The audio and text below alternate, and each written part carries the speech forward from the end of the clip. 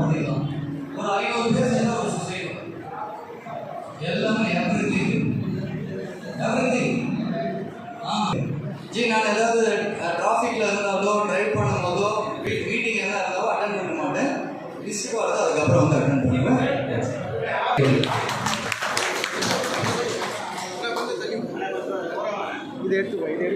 நம்முடைய அடுத்த பயிலரங்கம் இருக்கும். நம்முடைய கூட்டுறவு பிரிவுள்ள பயிலரங்கம் நம்ம நடத்த போறோம்.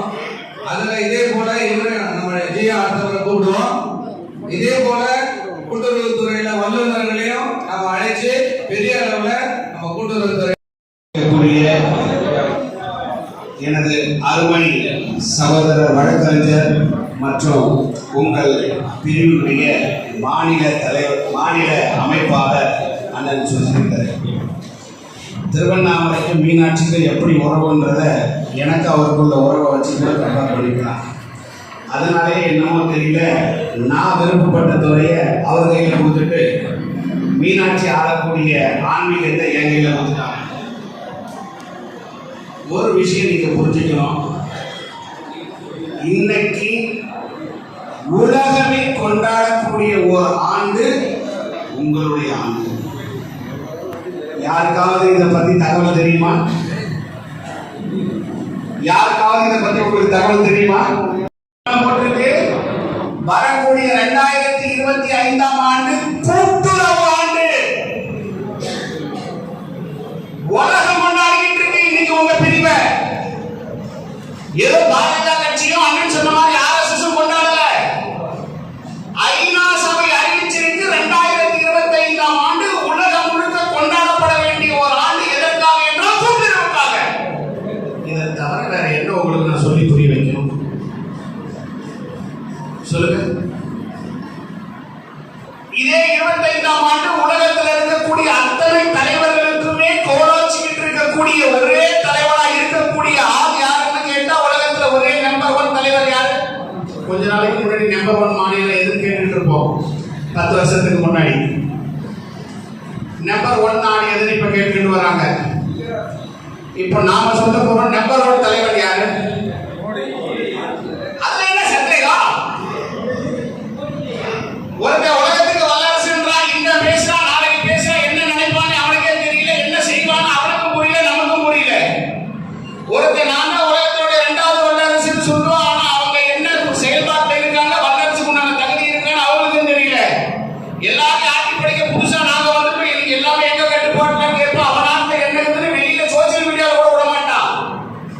ஆனா உலகம் முழுக்க இன்னைக்கு பரந்த புத்தகம். இன்னைக்கு கிட்டத்தட்ட உலகத்துல இருக்கக்கூடிய ஒட்டுமொத்த ஜனத்துல 6ல ஒரு பங்கு நான் வச்சுக்கிட்டு இருக்கேன். ஆனா ஜனநாயகத்தை காப்பாத்திக்கிட்டு இருக்கேன்.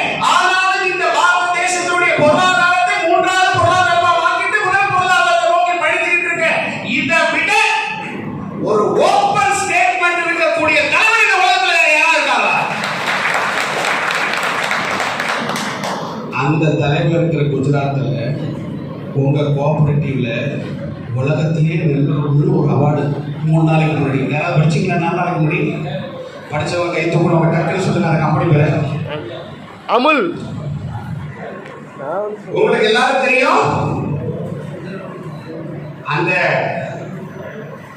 அமுல் இப்ப அதை பத்தி ஓரளவு சொல்லிட்டாங்க. அமுல்னா என்ன, கோஆபரேட்டிவ்னா என்ன, அதனுடைய ஆரம்பித்த பெண்மணி யாரு, இன்னைக்கு அவங்க சம்பளம் என்ன, ஓரளவு. 2வது உலகத்துல ஒரு கோஆபரேட்டிவ் சொசைட்டி வாங்கிச்சு. உலகத்திலேயே 2வது ஒரு கோஆபரேட்டிவ் சொசைட்டி வாங்கிச்சு. அது என்ன கம்பெனி யாருக்கு தெரியும்? அதுவும் இந்திய கம்பெனி. குழு கொடுத்தது என்னப்பா? உங்க பிரிவுப்பா. உலகம் பூரா கொண்டாடிக்கிட்டு இருக்கிற உங்க பிரிவில் இருக்கக்கூடிய 1 2 உலகத்துல 1 2 கேட்கறதுக்கு உங்களால முடியல அப்படின்னா வேற யாரும் இல்ல. இஸ்கோ பிராண்ட்ல யூரியா வரும் பாத்துருக்கீங்களா? இஸ்கோ பிராண்ட் பாத்துருக்கீங்களா? அந்த இஸ்கோ பிராண்ட் தான் உலகத்திலேயே நம்பர் 1. அடுத்து அமுல் அடுத்து இருக்கக்கூடிய நம்பர் 2.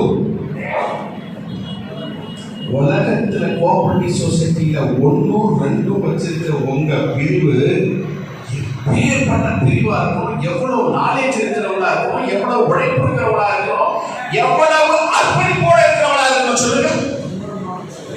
உங்களுக்கு ஒரு விஷயம் தெரியுமா?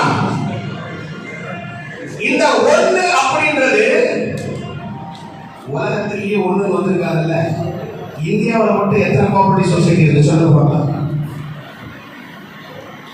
இந்தியாவில் பதிவு செய்யப்பட்ட கோஆபரேட்டிவ் சொசைட்டி எத்தனை? எங்க மாநில செயலாளர் பதில் சொல்லிட்டு அதான போனோம். ஆனா மாநிலம் எத்தனை கோஆபரேட்டிவ் சொசைட்டி இந்தியாவில் இருக்கு? நீங்க மீட்டிங் கூப்பிட்டா துண்டை தூக்கி தோல் மேல போட்டுட்டு கோஆபரேட்டிவ் சொசைட்டிக்கு நானும் போறேன்னு சொல்லிட்டு வந்து அப்படியே உட்காந்துட்டு போயிட்டா உங்க மாநில தலைவர் என்ன மாதிரி இல்லாமக்கிறவங்க உள்ள கூப்பிட்டு உள்ள விடுவாங்க உங்களுக்கு தெரியாம வச்சிருக்கியா? 8 லட்சம் கோஆபரேட்டிவ் சொசைட்டி பாரத தேசத்துல வந்திருக்கு. அந்த கோஆபரேட்டிவ் சொசைட்டில 29 கோடி பேர் மெம்பரா இருக்கான். பாத்துக்கோங்க, 8 லட்சம் கோஆபரேட்டிவ் சொசைட்டில இந்தியாவில் மட்டும். அப்போ உலகம் முழுக்க எவ்வளோ? அந்த உலகத்திலே நம்பர் 1 நம்பர் 2 வாங்கக்கூடிய பாரத தேசத்தில் இருக்கிற கோஆபரேட்டிவ் சொசைட்டி பத்தி நாம தெரிஞ்சுக்காம இருக்கலாமா? இந்த கோஆபரேட்டிவ் சொசைட்டிக்கெல்லாம் எங்க ஆணி வேறு நல்லா தெளிவாக சொன்னாங்க. மகாராஷ்டிரா, குஜராத், தெலுங்கானா, மத்திய பிரதேசம், கர்நாடகா 57% கோஆபரேட்டிவ் சொசைட்டி. இந்த 81 லட்சத்தில் இருக்கக்கூடியவங்க 57% இந்த ஸ்டேட் மட்டும் இருக்கு, தமிழ்நாட்டில் இல்லை. அதனால தான் உங்களை உட்கார வச்சிருக்கோம். இப்போ புரியுதா? 8 லட்சம் கோஆபரேட்டிவ் சொசைட்டி, 8 லட்சம் கோஆபரேட்டிவ் சொசைட்டியில் 57% இந்த 5 மாநிலங்களே இருக்கு, தமிழ்நாட்டில் இல்லை.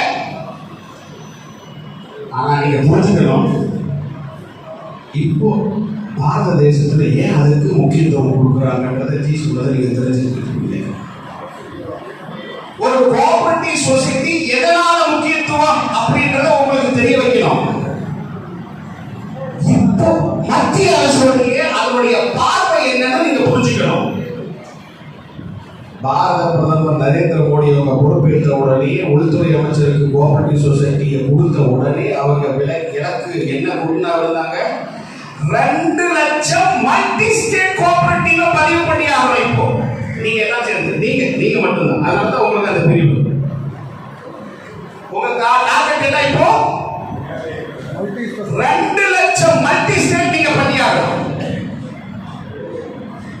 உங்களுக்கு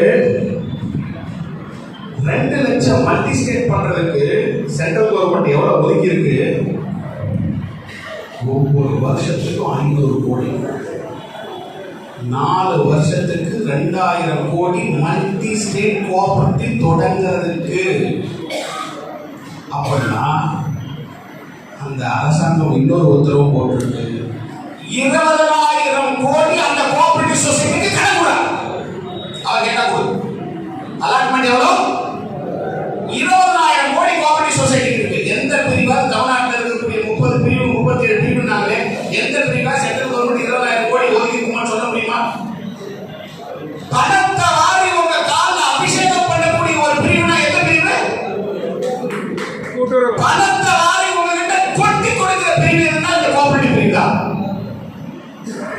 இந்த கோஆபரேட்டிவ் பிரிவுல உங்களுக்கு தமிழ்நாட்டில் இருக்கிறத பத்தி உங்களுக்கு தெரிஞ்சுக்கணும்.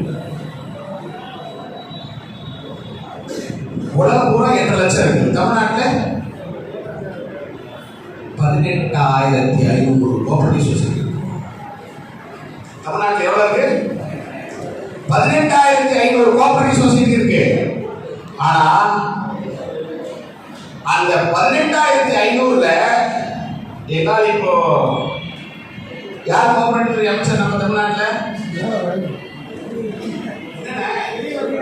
அப்பா சின்ன கருப்பணம் பெரிய கருப்பணம் கருப்பன் மட்டும் சரி.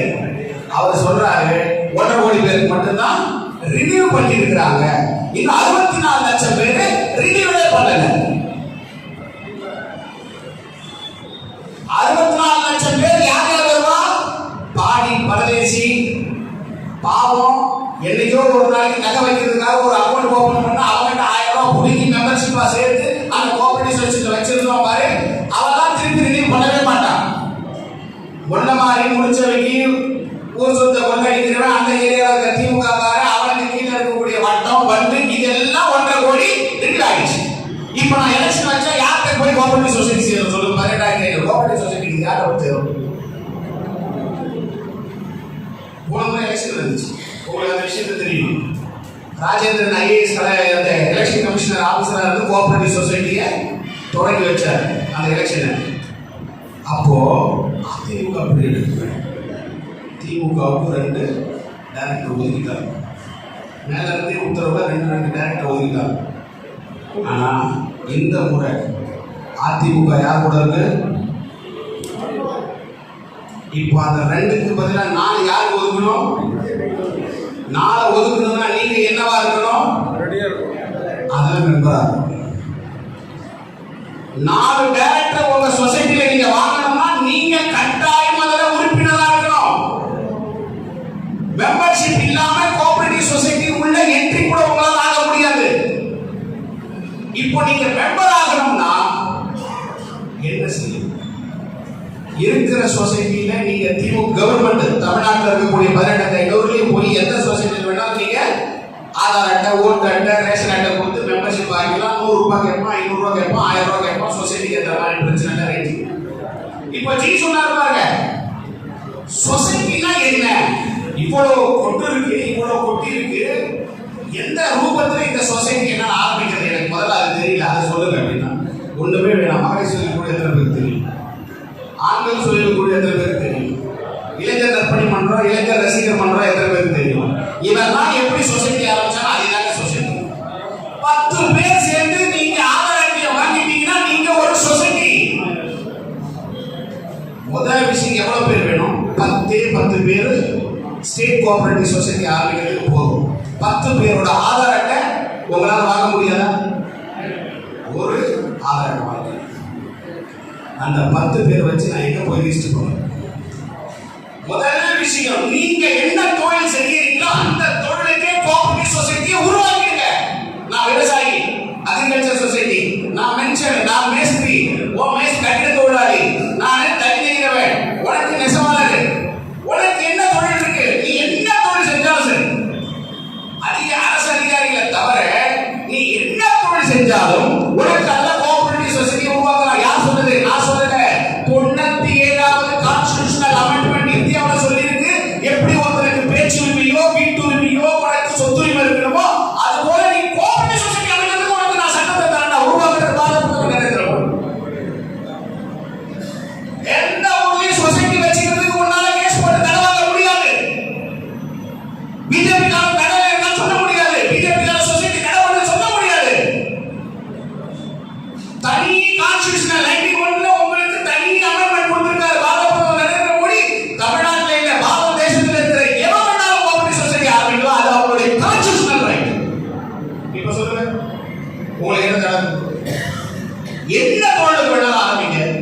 எங்க ஆரம்பிங்க? எல்லாரும் பத்திரப்பதிவு இதுல நிலம் வாங்கல, வீடு வாங்கல, நான் ரிஜிஸ்டர் பண்ணல யாராவது சொல்லிக்கிறீங்களா? நான் பத்திரப்பதிவு ஆபீஸுக்கு போனதில்லை, ரிஜிஸ்டர் ஆபீஸுக்கு போனதில்லை. யாராவது? எல்லாரும் ரிஜிஸ்டர் ஆபீஸ் போயிருப்பாங்க. ரிஜிஸ்டர் ஆபீஸ்ல நீங்க பத்திர டாக்குமெண்ட் ரைட்டர்னு ஒன்று இருப்பாரு, இல்ல வக்கீல் ஒருத்தர் இருப்பாரு. அவங்க அந்த லாகின் போட்டு உங்களுக்கு ஒரு டோக்கன் போடுவாங்க. முதல்ல அந்த லாகினை நீங்க போய் உருவாக்கணும், முடிஞ்சு அவங்க கையில ஒப்படைச்சிடணும்.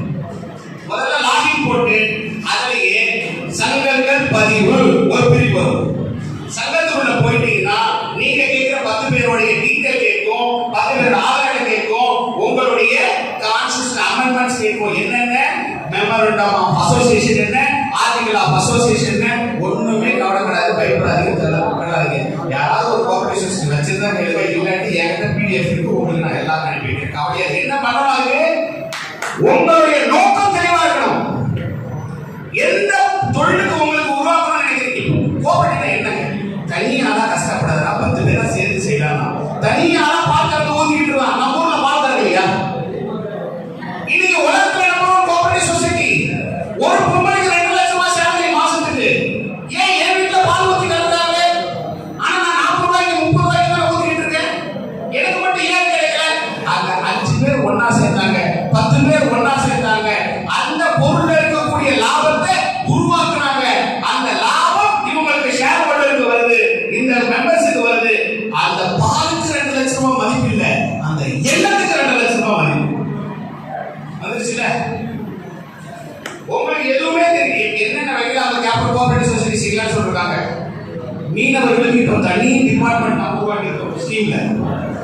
பிரதமர் ஒரு தனி திட்டத்தை உருவாக்கிறார் மீனவர்கள் போட் போனோம் உங்களுக்கு எல்லாம் தரேன், உனக்கு ஹெல்த் பிரச்சனையா எல்லாம் தரேன். மீனவர்களுக்கு தனி, யாராவது மீனவர்கள் தான் தனியாக கேட்க உங்களுக்கு சொசைட்டிக்கு என்ன எய்ம் போடணும், அப்ஜெக்ட் போடணும், கோல்ஸ் போடணும்னு சொல்லி கொடுத்துறாங்க. பிரச்சனை இல்லை.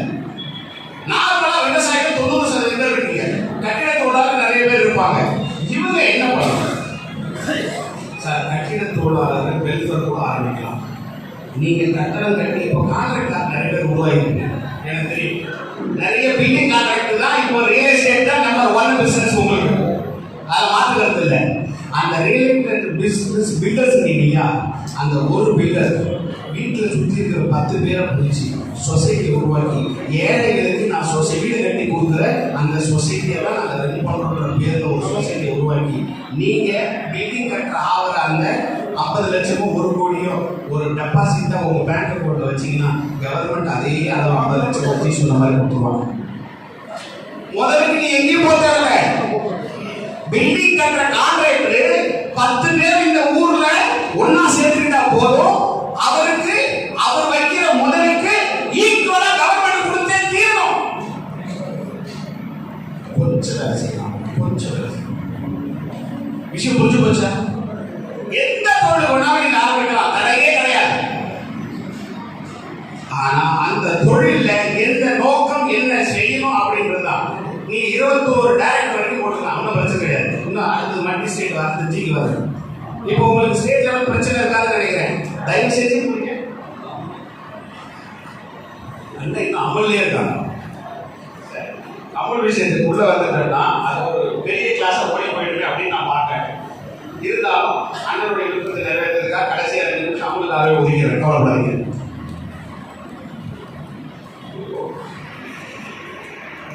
இந்த Gujarat cooperative milk marketing federation limited பேர் தான் அமல். இந்த அமலை பொறுத்த வரைக்கும் இந்தியாவில் இருக்கக்கூடிய ஒட்டுமொத்த பால் பொருட்களை மார்க்கெட்டிங் பண்றது அதோட வேலை. அதுக்கு ஈக்குவலா இங்க தமிழ்நாட்டில் ஓடிட்டு பிரைவேட் யாராவது தெரியுமா? இங்க அமுல் ஐஸ்கிரீம் கிடைக்கும், இல்லாட்டி இன்னொரு ஐஸ்கிரீம் கிடைக்கும். அருண் ஐஸ்கிரீம் காரர் கூட தனி மனுஷன். அருண் ஐஸ்கிரீம் யாரு? கையில வித்த ஒரு பிளாட்டை வித்து ஒரு 50 லட்சம் ரூபாய்க்கு ஒரு கோல்டு வாங்கிட்டா போதும்னு நினைக்கக்கூடிய இந்த உலகத்துல அதே 50 லட்சம் ரூபாய் வச்சு நான் எப்படி 5000 கோடி 50,000 கோடி உருவாக்கணும்னு நினைச்ச அந்த ஒத்த மனுஷன் தான் இன்னைக்கு ஆல் இந்தியா பாலுக்கும் அருண் ஐஸ்கிரீமுக்கு போனார், இப்போ ஐஸ்கிரீமுக்கு போனார், எல்லாம் ஒரே ஆள்.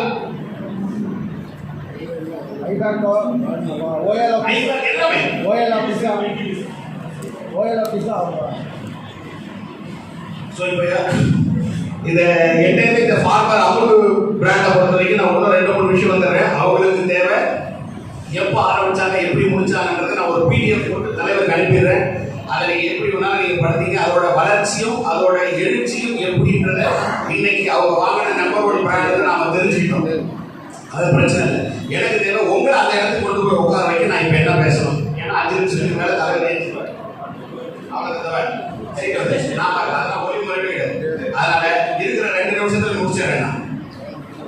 இப்போ நீங்க ஒன்னே ஒண்ணுதான் பண்ண போறோம். கட்டாயம் எல்லாரும் ஒரு கோஆபரேட்டிவ் சொசைட்டி அமைக்க போறீங்க. அதுக்கு ஒரு மெமரண்டம் ஆஃப் மெயிலா ரெடி பண்ண போறீங்க.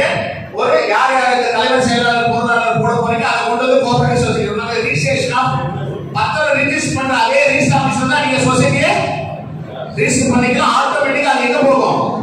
கோஆபரேட்டிவ் ஒரு ரிஜிஸ்ட்ரார் இருக்கார் சென்னையில, அவர்கிட்ட போய் வெரிஃபிகேஷன் ஆகி அவங்க நம்பர் கொடுத்தவொடனே ஆட்டோமேட்டிக்கா பதிவாகி உங்களுக்கு வந்துடும். பிரச்சனை முடிஞ்சு போச்சு. இன்னொரு ஐட்டம் இருக்கு, அதுதான் இப்ப புது item, multi state. Multi state தான் இப்ப 20,000 கோடி கவர்மெண்ட் கொடுத்துருக்கு.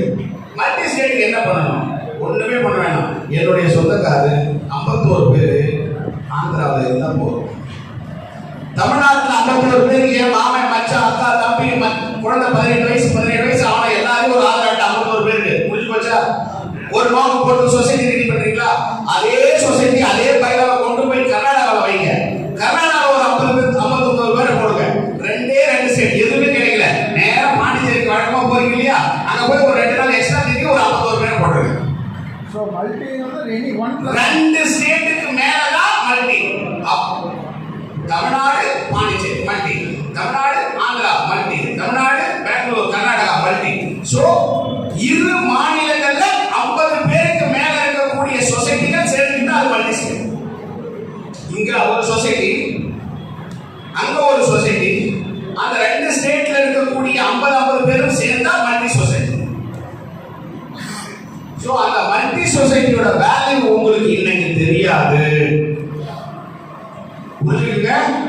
சொசைட்டியோட வேல்யூ உங்களுக்கு தெரியாது, கவர்மெண்டோட எய்டு உங்களுக்கு தெரியாது. ஏன் இந்த கோஆபரேட்டிவ் நாம உருவாக்குறோம்னா, நான் தனிப்பட்ட முறையில் அண்ணனுக்கு நான் 2000 ரூபாய் கொடுத்துட்டா அவரை இங்க இருந்து கிளம்பி சுவிட்ச் ஆஃப் பண்ணிட்டு திருப்பதியில போய் படுத்துட்டாருன்னா நான் பின்னாடி ஓட முடியாது. அதே அண்ணன் 3 ரோக்கும் சேர்த்து இந்த மத ரோக்கு எல்லாரும் சேர்த்து 2000 ரூபாய் கொடுக்குறேன் எல்லாரும் பொறுப்புன்னா ஒரு ஆள் போனாலும் ஒரு ஆள் பொறுப்பேற்றுக்குவார். இதான் கான்செப்ட், வேற எந்த சூத்திரமும் கிடையாது. கவர்மெண்ட் பணம் கொடுக்க தயாரா இருக்கு, கவர்மெண்ட் பணம் கொடுக்க தயாரா இருக்கு, ஒருத்தர் நம்பி கொடுக்க தயாரா இல்லை, அவ்வளவுதான். அந்த ஒருத்தர் நம்பி கொடுக்க தயாரா என்ற கான்செப்டை நீங்க புரிஞ்சுக்கிட்டீங்கனாலே கோஆபரேட்டிவ் சொசைட்டி உங்க கைக்கு வந்துடும். தயவு செஞ்சு சொல்றேன், ஒவ்வொரு ஒன்றையும் ஒரு கோஆபரேட்டிவ் சொசைட்டி ரெஜிஸ்டர் பண்ணுங்க. ஒவ்வொரு டிஸ்ட்ரிக்டும் மல்டி சொசைட்டியை ரெஜிஸ்டர் பண்ண ட்ரை பண்ணுங்க. வெளியால் போகவே தேவைன்னா இங்க இருந்து நேரா பாண்டிச்சேரிக்கு ஒரு போன் போடுங்க, பிஜேபி ஆபீஸ். அங்க பிஜேபி ஆபீஸ்ல கோஆபரேட்டிவ் செக்ஷன் இருக்கு, அங்க இருக்கக்கூடிய ஒரு 51 நிர்வாகிகளோட ஆதார் அட்டை அனுப்பு. இங்க இருக்கு தமிழ்நாட்டுல இருந்து நான் இப்பதான் சொன்ன சுசீந்திரன் கிட்ட 51 மெம்பருடைய ஆதார் அட்டை அனுப்புறேன். 50 50 100 பதிவு பண்ண கோஆபரேட்டிவ் மல்டி சொசைட்டி என்னென்ன பண்ணணும்? இங்க இருக்கக்கூடிய விவசாயிகளுடைய முன்னேற்றத்துக்காக, ஏழைகளுக்கு வீடு கட்டி கொடுக்க உதவுற முன்னேற்றத்துக்காக, அமைப்பு சார்ந்த தோழர்கள் முன்னேற்றத்துக்காக, மலைவாழ் மக்கள் முன்னேற்றத்துக்காக, மீனவர்கள் முன்னேற்றத்துக்காக, என்ன பெண்கள் முன்னேற்றத்துக்காக, மிகவும் பின்பற்றப்பட்ட ஒரு முன்னேற்றத்துக்காக என்ன வேணாலும் நீங்க எழுதிக்கலாம். ஒரு சில நாம்ஸ் இருக்கு, அந்த நாம்ஸ் நான் லீகலா உங்களுக்கு ஹெல்ப் பண்ணும்போது நான் பண்ணித்தரேன். இவ்வளவுதாங்க. மண்டியும் முடிஞ்சிடும் உங்களால. ஸ்டேட்ல நீங்க குறைஞ்சபட்சம் 67 மாவட்டம், ஆனா மொத்தம் 67 மாவட்டம். 67 மாவட்டத்துல மினிமம் நீங்க 67 சொசைட்டியாவது இந்த மாசத்துக்குள்ள நீங்க போகணும். ஏன்னா இந்த ஆண்டு 2025 உலக கோஆபரேட்டிவ் ஆண்டு. இந்த உலக கோஆபரேட்டிவ் ஆண்டுல 2025க்குள்ள ஒவ்வொரு ஒன்றியமும் கோஆபரேட்டிவ் சொசைட்டி நீங்க வச்சுக்கிட்டீங்கன்னா அடுத்த வரக்கூடிய ஆட்சியில கோஆபரேட்டிவ் ஃபண்ட் நாம தான் கொடுக்க போறோம். யாருக்கு கொடுக்கணும், எப்படி கொடுக்கணும், எங்க கொடுக்கணும்ன்றதுக்கு வழி தெரியாம இப்போ அரசாங்கம் நடந்துகிட்டு இருந்துச்சு. ஏன்னா அத்தனையும் திமுக காரன், ஏடிஎம்கேவா இருந்தாலும் திமுக காரன் தலைவராகும். அவனுக்கு மட்டும்தான் தெரியும் அந்த சொசைட்டில எத்தனை பேர் ஆக்டிவ் மெம்பர்னு. அதனாலதான் சொல்றேன், அவன் உள்ளே வர இன்னொரு விஷயத்தை சொல்றேன், மினிமம் 10 பேர், மேக்ஸிமம் எவ்வளவு வேணாலும் இருக்கலாம். பதிவு பண்ணிட்டதுக்கு அப்புறம் நாங்க இந்த சொசைட்டில 100 பேருக்கு மேல சேர்றதுல நீங்க தீர்மானம் போடலாம். அப்ப வெளியால யாரும் உள்ள வர முடியாது. விஷயம் புரிஞ்சா? ஓபன் ஆரம்பிக்கும் போது 10 நீங்க யாரையும் தடுக்க முடியாது. வந்துட்டாங்க, பதிவாயிடுச்சு. இந்த நோக்கத்துக்காக இந்த 100 பேர் போதும் முடிவு பண்ணிட்டீங்களா? 100 பேருக்கு மேல எங்க சங்கத்துல புதிய பதிவு கிடையாதுன்னு சொல்லி நீங்க தீர்மானம் போட்டுக்கலாம். அது உங்க சொசைட்டியோட பைலா அலோவ் பண்ண, அவ்வளவுதான் விஷயம். இது தீர்ப்பு உள்ள வந்துட முடியாது. இந்த சொசைட்டி நீங்க கொண்டு போய் ஒரே ஒரு பேங்க் அக்கௌண்ட் ஆரம்பிச்சு 5 லட்சம் நீங்க போட்டீங்கன்னா 5 லட்சம், 50 லட்சம் நீங்க போட்டீங்கன்னா 50 லட்சம் கொடுக்குறாங்க. என்ன பொருள் செய்யணும், எல்லா பொருளும் செஞ்சு வரக்கூடிய லாபம் யாருக்கு போக போகுது? அதே கோஆபரேட்டிவ் மெம்பர்ஸ்க்கு மட்டும்தான் போக போகுது. அதுதான் அவருடைய தாற்பயம். ஸோ இப்போவும் நாம, அவளும் நாம, இந்த ஆண்டும் நம்மளது, இந்த பிரிவும் நம்மளதுன்னும் போது இந்த தமிழ்நாடும் நம்மளதான் மாத்துறதுன்னா உங்களால மட்டும்தான் முடியும். ஒவ்வொருத்தரும் கிட்டத்தட்ட ஒவ்வொரு மாவட்ட நிர்வாகி 10 கோஆபரேட்டிவ் சொசைட்டி போட்டா போதும். உங்க ஏரியாவோட நீங்க தான் கவுன்சிலர். யார் ஒரு மாவட்ட நிர்வாகி உங்க பஞ்சாயத்துல நீங்க 10 கோஆபரேட்டிவ் சொசைட்டி உருவாக்குறீங்களோ அடுத்து வர எலெக்ஷன்ல நீங்க தான் உங்களுக்கு கவுன்சிலர் இல்ல, தலைவர் இல்ல, வார்டு மெம்பர் கிடைக்கவே தவிர வேற யாரும் உள்ள வர முடியாது. இந்த கோல்டன் ஆப்பர்ச்சுனிட்டியை இந்த பிரிவுல வரப்பிரசாதமா வந்திருக்கீங்க. உழைக்க உங்க தலைவருக்காக கொடுக்க நாங்க எல்லாரும் இந்த ஆலோசனை பயன்படுத்திக்கீங்க. நன்றி, வணக்கம்.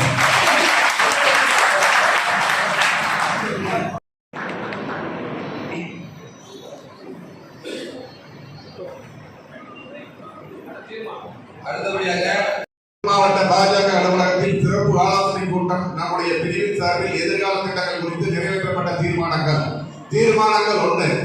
அமைப்பு ரீதியாக மாவட்ட மண்டல நிர்வாகிகளை முழுமை செய்து முழுமையாக சரல் கேப்பில் பதிவேற்றம் செய்வது.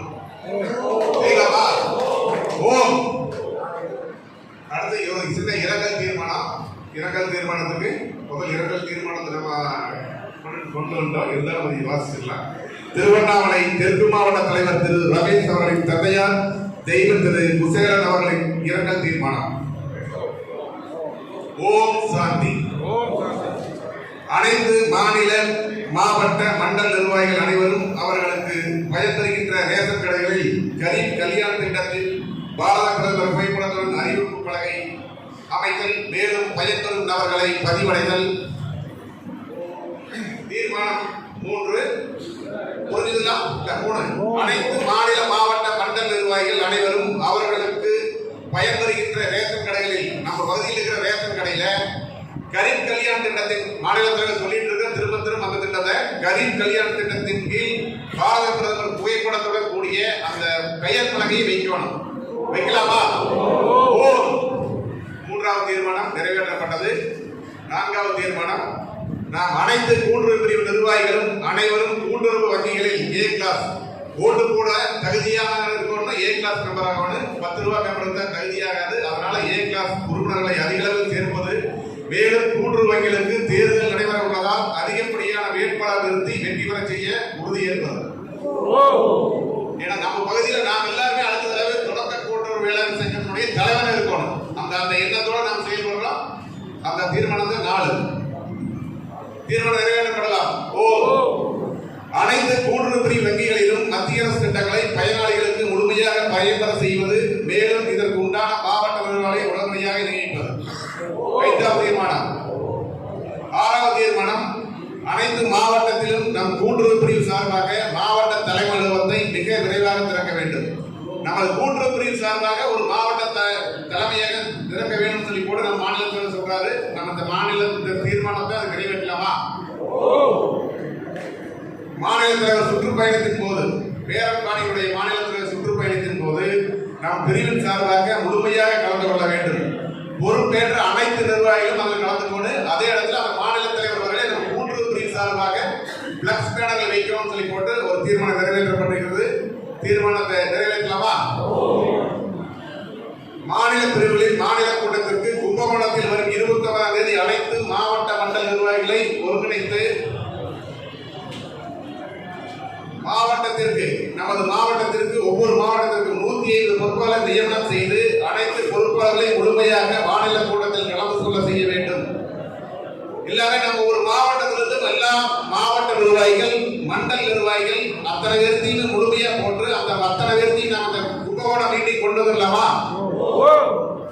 இந்த தீர்மானம் நிறைவேற்றப்பட்டு முழு மனதோடு மாநில தலைவர் ஒப்புதலுக்கு அனுப்பி வைக்கப்படுகிறது. எனக்கு வாய்ப்பளித்த தாமரைக்கு ஓட்டு போட்டு அவங்க வீட்டுக்கே சரஸ்வதி வந்த மாதிரி அர்த்தம். தாமரைக்கு ஓட்டு போட்டு இதுதான் லாஜிக். இது சின்ன சின்ன மாற வேண்டும். எப்படி நம்ம எந்த தேசபக்தரை கிடைக்கிறோமோ அந்த தேசபக்தரை முன்வாங்கி கொண்டு நம் தர்மத்தின் வழியே பயணத்தை தொடங்க வேண்டும்.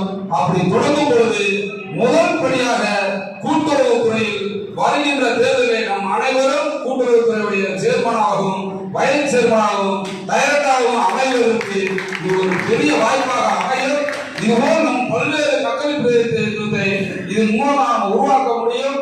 மாமன்ற உறுப்பினர்கள், சட்டமன்ற உறுப்பினர்கள், பாராளுமன்ற உறுப்பினர்களுக்கு நாம் துறை சார்ந்த பணியின் மூலம் அதிக வாக்குகளை வாங்கி கொடுக்க முடியும். அப்படிப்பட்ட ஒரு பொறுப்பாளராக இன்னைக்கு பொறுப்பெடுத்திருக்கின்றோம்.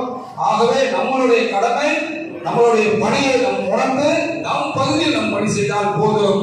மிக பிரமாண்டமாக நம்ம ஒரு வெற்றி வாய்ப்பை நமக்கு இந்த இறைவன் கொடுப்பார். உலகத்திலே மனித இனங்களுக்கெல்லாம் புதிதாக மாண்புமிகு நரேந்திர மோடி அவர்கள் இன்னைக்கு வழிகாட்டிக் கொண்டிருக்கின்றார்.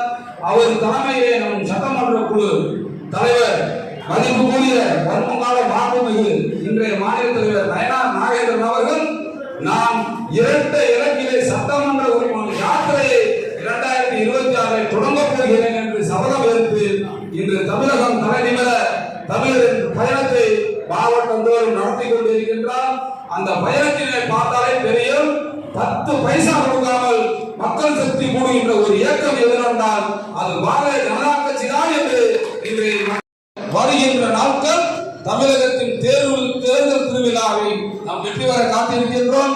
வெள்ளேறுகளை விரட்டி எடுத்த பெற்ற சுதந்திரம் இன்னைக்கு தமிழகத்தில் கொள்ள வேண்டும் என்றால், இந்த நாடு உயர வேண்டும் என்றால் கூட்டுறவே நாட்டுறவு என்பதை கோஷத்தை நாம் முன்வைத்து இங்கே வந்திருக்கின்ற அத்தனை காரியகர்த்தர்களும் நாம் பணிகளை வேகப்படுத்த வேண்டும்.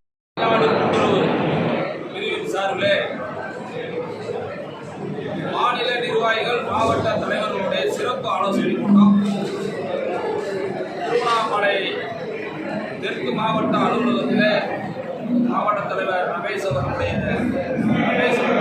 ஸ்ரீகாந்த் அவருடைய முன்னிலையிலே மிக சிறப்பான ஒரு ஆலோசனை கூட்டத்தில் ஒரு 6 விதமான தீர்மானங்கள் பாரதிய ஜனதா கட்சி தமிழ்நாடு கூட்டுறவு பிரிவு சார்பில் நிறைவேற்றப்பட்டுள்ளது. இந்த 6 விதமான தீர்மானங்களும் பாரத பிரதமர் நரேந்திர மோடி அவர்கள் இந்த தேசத்தில் உள்ள அனைத்து மக்களுக்கும் அனைத்தும் கிடைக்க வேண்டும். பாரதிய ஜனதா கட்சியிலே ஒரு கொள்கை இருக்கின்றது, ஏகாத்மா மாணவ தரிசனம், அனைவருக்கும் சமமான சம உரிமை அதனுடைய நோக்கம். அப்படிப்பட்ட திட்டத்தில்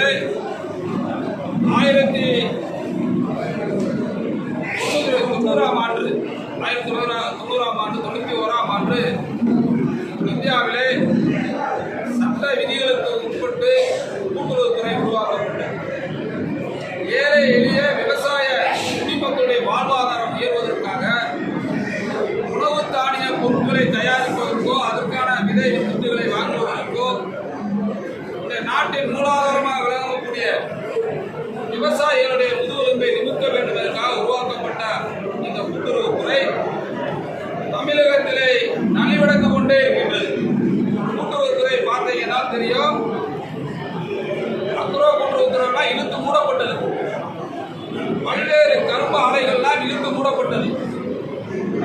ஆனால் நம் பாரத பிரதமர் அவர்கள் உள்துறை அமித்ஷாவின் கீழே இந்த கூட்டுறவுத்துறையை கொடுத்து இந்த கூட்டுறவுத்துறைக்கான சிறப்பு அம்சங்களை வெளிப்படுத்தியது மட்டுமல்லாமல் தமிழகத்திலே கொரோனா காலத்தில் தொடங்கிய நாள் முதல் இன்று வரை வறுமை கோட்டு கீழ் உள்ள அத்தனை விவசாய குடும்பங்களுக்கும் நாங்கள் ஒரு பகுதி மக்களுக்கு மாதம் ஒன்றுக்கு 35 கிலோ அரிசி, உண்டக்கடலை, பாசிப்பயர், கோதுமை, சர்க்கரை, பாமாயில் என்று வாரி வழங்கிக் கொண்டிருக்கின்றார். இது தமிழகத்தில் உள்ள 34,813 ரேஷன் கடைகள் இருக்கின்றன.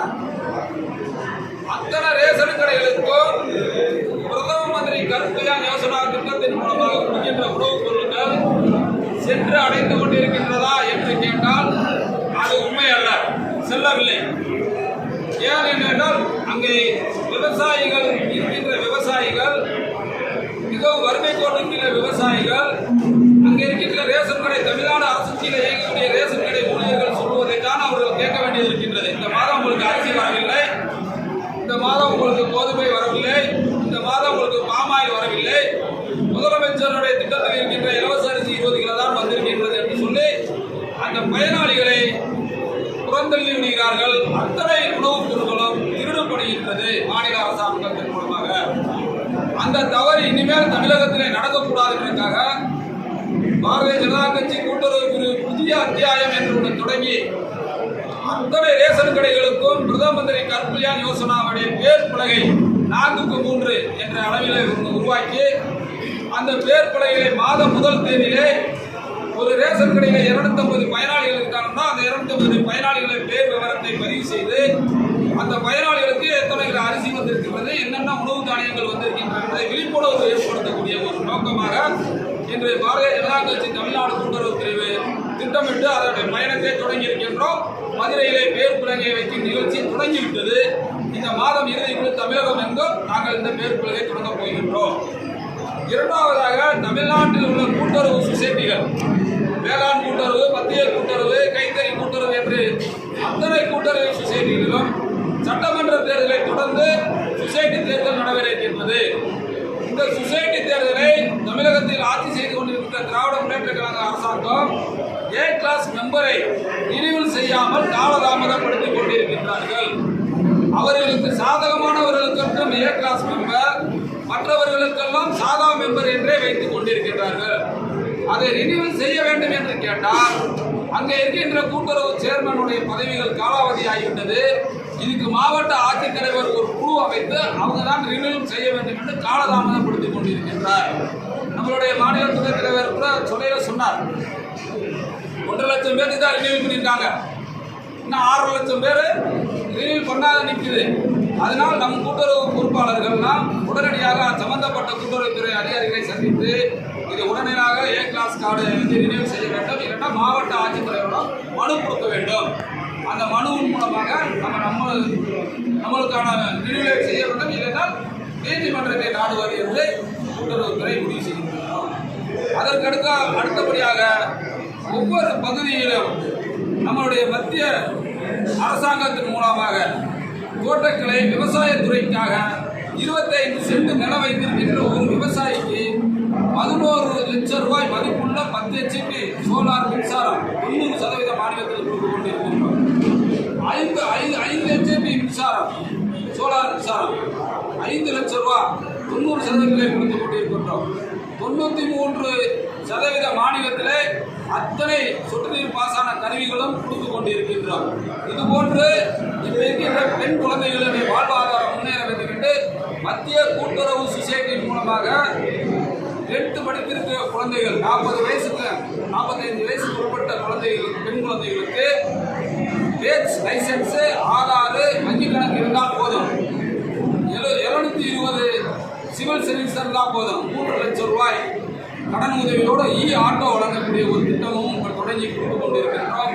இது போன்று நம்முடைய பாரத பிரதமருடைய மத்திய அரசின் நலத்திட்டங்கள் கூட்டுறவுத்துறையின் மூலமாக இந்த நாட்டிலே சேத்திலே கால் வைத்தால்தான் எவ்வளவு பெரிய ஒரு உயிரினங்களாக இருந்தாலும் மனிதர்களாக இருந்தாலும் சோத்திலே கை வைக்க முடியும் என்ற உணர்வோடு பாடுபட்டு கொண்டிருக்கின்ற விவசாயிகள் வாழ்வாதாரம் கூட்டுறவுத்துறை மூலமாக தான் இருக்கின்றது.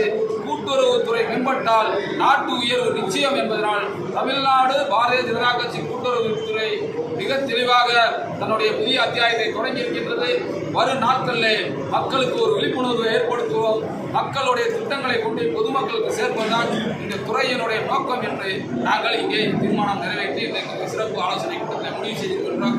அதன் தொடர்ச்சியாக வருகின்ற சட்டமன்ற தேர்தலில் தேசிய ஜனநாயக கூட்டணி ஆட்சி மத்தியில் மாநிலத்தில் தொடர வேண்டும். இரட்டை எஞ்சின் பயணம் தமிழகத்தில் தொடர வேண்டும். கடவுளை வணங்குவன் காட்டு மிராண்டி சாமியை கும்புவன் முட்டாள் என்ற அயோக்கியர்கள் கூட்டணியில் இருந்து கொண்டு தமிழகத்திலே தேசிய இறையாவிற்கும் தெய்வத்திற்கு எதிராக நடந்திருக்கிற ஆட்சியை அப்புறப்படுத்த வேண்டும். அதற்காக எங்களுடைய தலைவர் உயர்திரு மாநில தலைவர் நயனார் நாகேந்திரன் நிர்மலி அவர்கள் தமிழகம் தலைநிமிர தமிழர் பயணம் என்ற ஒரு பொதுக்கூட்டத்தை மாவட்டந்தோறும் நடத்தி வருகின்றார். இந்த பொதுக்கூட்டத்தை வெற்றி பெற செய்வது மூலம் தமிழகத்திலும் தேசிய ஜனநாயக கூட்டணி ஆட்சி 2026 வளரப் போகின்றது. அதற்கப்புறம் இரட்டை எஞ்சின் இலக்கு தமிழக நாட்களில் ஒரு வாழ்வாதாரத்தை உயர்த்தும் என்ற நம்பிக்கையோடு நாங்கள் பயணத்தை தொடங்கியிருக்கிறோம்.